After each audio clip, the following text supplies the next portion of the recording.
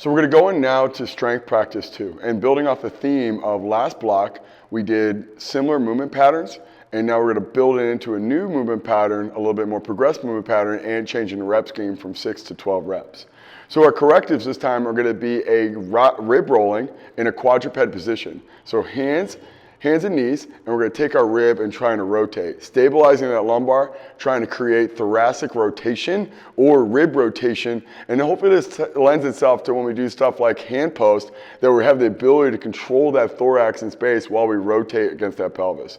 This is going to be paired up with a contralateral crawl position bird dog. This is going to be a challenging exercise from a corrective standpoint, but the whole goal is let's create tension, let's create stability, so when we get to some of these bigger patterns that we're trying to do with hand roll or hand post or reverse lunge, is we can create that tension between that thorax and that pelvis to stabilize while we're moving through these patterns or the positions.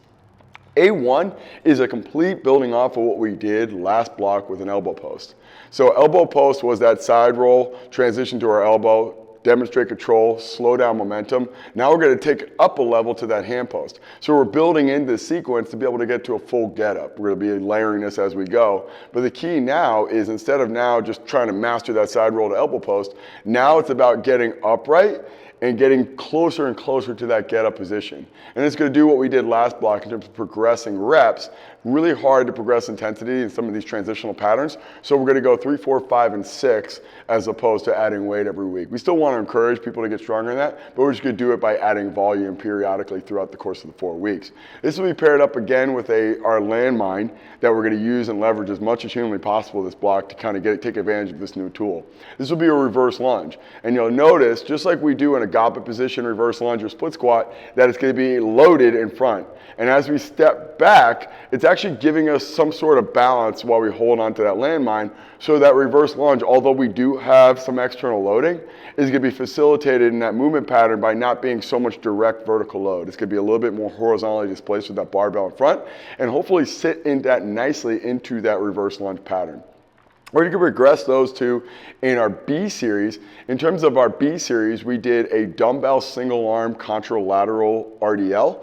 Now we're going to progress that into 2 dumbbells. So a lot more load and actually a lot more balancing component. You'll find when you have a lot more load, it's a lot higher threshold, a lot harder to coordinate. But also too, that contralateral position goes into this really nice and easy to figure out way to create tension on that left hip and right arm. Now we're taking that away a little bit. So we're almost taking away the training wheels and the base of support in order to create tension, going back to that corrective strategy, the rib rolling. Can we control that thorax in space? The contralateral bird dog in that crawl position.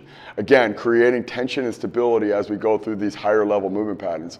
So single leg RDL with 2 dumbbell, a lot higher threshold from a load perspective, but also too, a lot more complexity as we're moving through this, hence why we have the correctives and all the other stuff that we have previous to this.